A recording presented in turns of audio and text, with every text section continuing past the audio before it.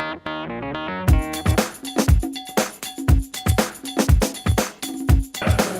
nome é Ciciane, Rodrigues da Silva, sou presidente do Conselho Tutelar de Itaberá.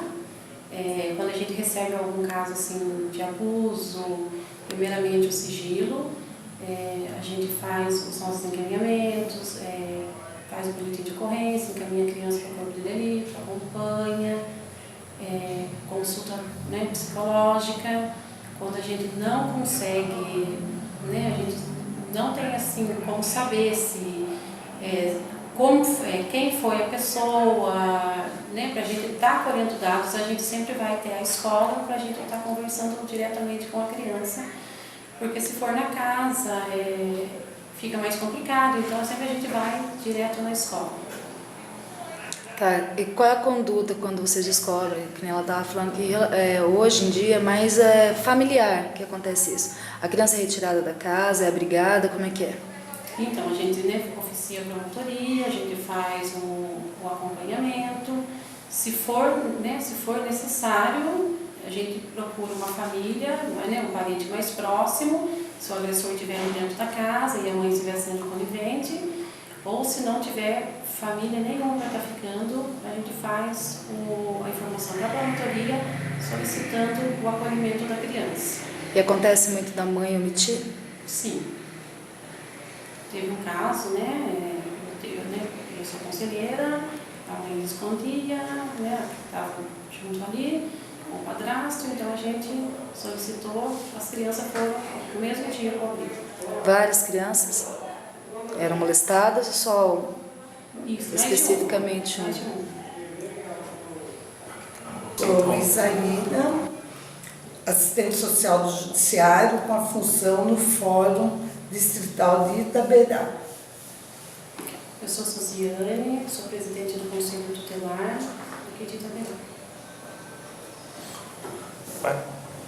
Eu gostaria que você falasse um pouco a respeito do dia 18, né? Então, dia 18 de maio, ele foi instituído como Dia Nacional de Combate ao Abuso e Exploração Sexual da Criança e do Adolescente.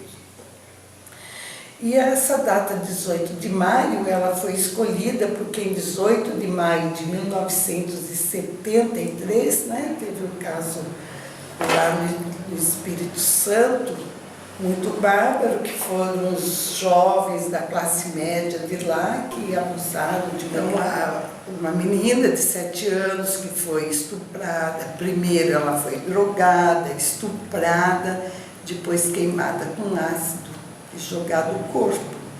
E até hoje está impune os seus agressores. Então, com base nisso, foi feito um movimento e foi criado o dia 18 de maio como o Dia Nacional.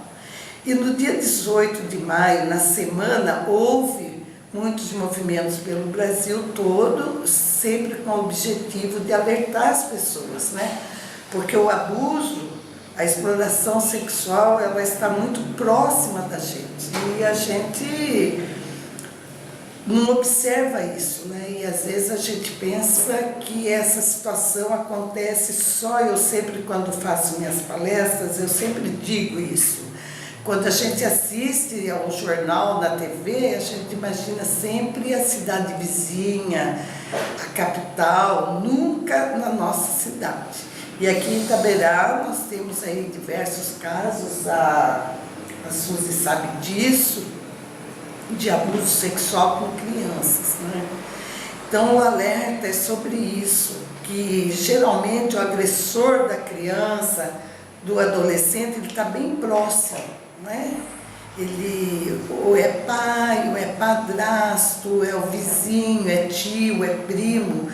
E nós temos alguns casos também de abuso sexual, porque quando a gente fala em abuso sexual, a gente pensa na figura masculina, no homem. E nós temos alguns casos, temos visto, de mulheres fazendo abuso sexual com os meninos. É em menor escala, mas nós temos isso.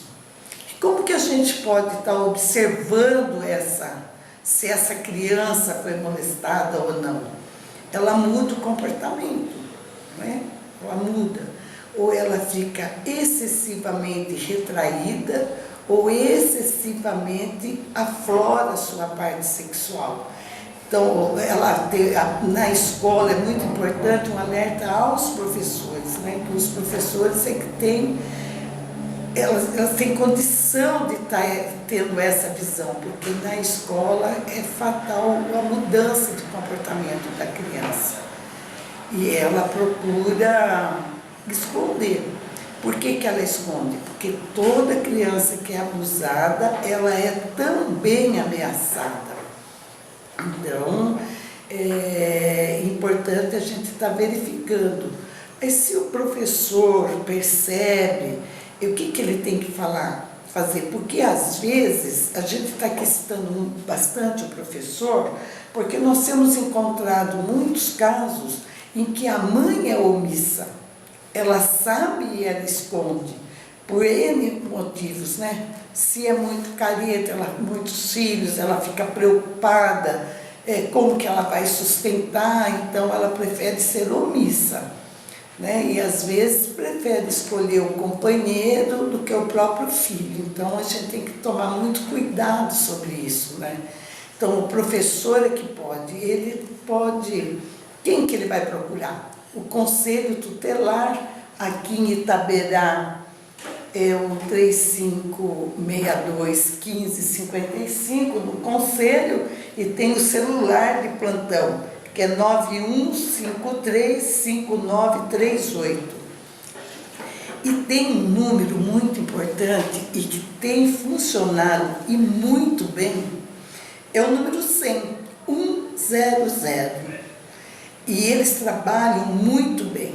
Quando eles recebem essa denúncia, essa informação através do 100, eles encaminham para o Ministério Público, uma cópia para o Conselho Tutelar e uma cópia para a Delegacia de Polícia. Mas é só em Itaberá ou nacionalmente? Nacional.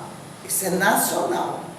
O certo é assim, a pessoa sofreu uma vítima, sempre procurar o Conselho Tutelar, o Ministério Público. O Ministério Público, a Delegacia de Polícia. E uma coisa importante aqui que nós temos que falar, existe o sigilo. A pessoa, até nesse 100, ela tem chegado para nós, todos são anônimos, né? Todos são anônimos. Eles transcrevem na íntegra o que foi falado por telefone, mesmo com os erros de português, tudo que tiver, eles transferem e encaminham, e é rápido esse encaminhamento para a cidade de origem da denúncia. Então, isso é importante, essa divulgação do 100. E a pessoa, a própria vítima pode, ou o vizinho, alguém que saiba que isso vem ocorrendo, ele pode usar do telefone e nem se identificar. Porque se vier aqui para o fórum, né, que o meu é 3562-1680, eu não atuo direto, né? Primeiramente, é o Conselho Tutelar, a Delegacia de Polícia, o próprio Polícia Militar, se for necessário, o Conselho sempre pede auxílio.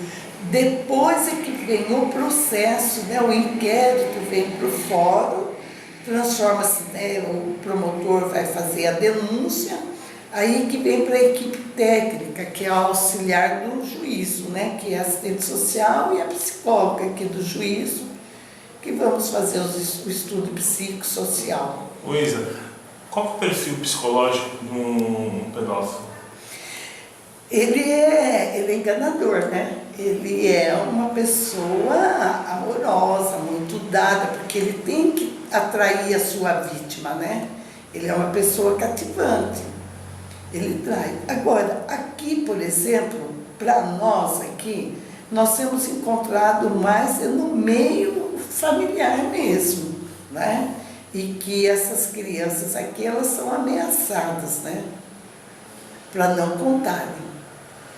E qual é o índice aqui? É um índice elevado? Olha, para mim e para o tamanho da cidade, é alto. Eu não sei Suzy aqui que fala um pouco que a Suzy, o Conselho Tutelar, atende diretamente, né?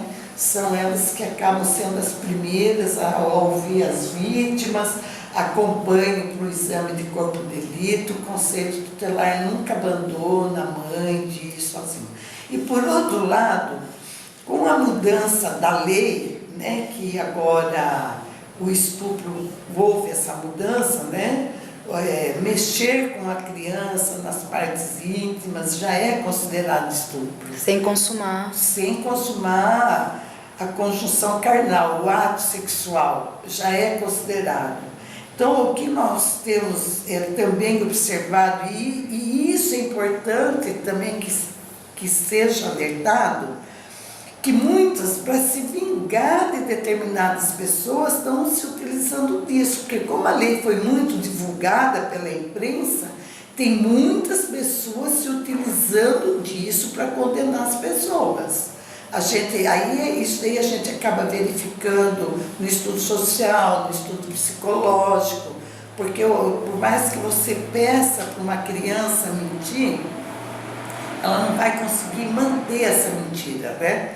A gente acaba descobrindo. Então, isso precisa ser também, a gente tomar cuidado com isso para não ficar saindo, né?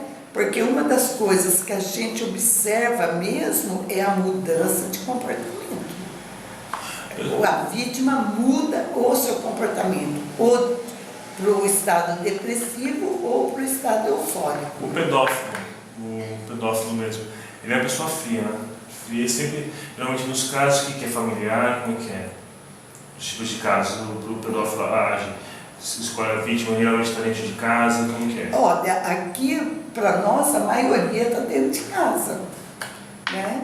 Esse caso que tem aí de 5 anos atrás é um caso raro, mas mesmo assim foi de uma convivência religiosa, né? Se for analisar, também não estava tão distante, né? Uma coisa, você acha que pode vir mais vítimas depois que for mais divulgado isso? Pode ser que sim, né? Pelo histórico dele que a gente ficou sabendo, né? Na época a gente atendeu somente 2, né? Mais propriamente quem atendeu foi o Conselho Tutelar. Certo. E caso apareçam mais vítimas, qual a conduta que elas devem tomar? Elas podem procurar o próprio Conselho Tutelar, né? O Conselho Tutelar vai fazer os encaminhamentos, entrar em contato com o promotor de justiça, porque aqui nosso promotor ele é bem acessível, ele vai estar atendendo, o Conselho Tutelar está à disposição aí 24 horas, né? Eles estão de plantão sempre.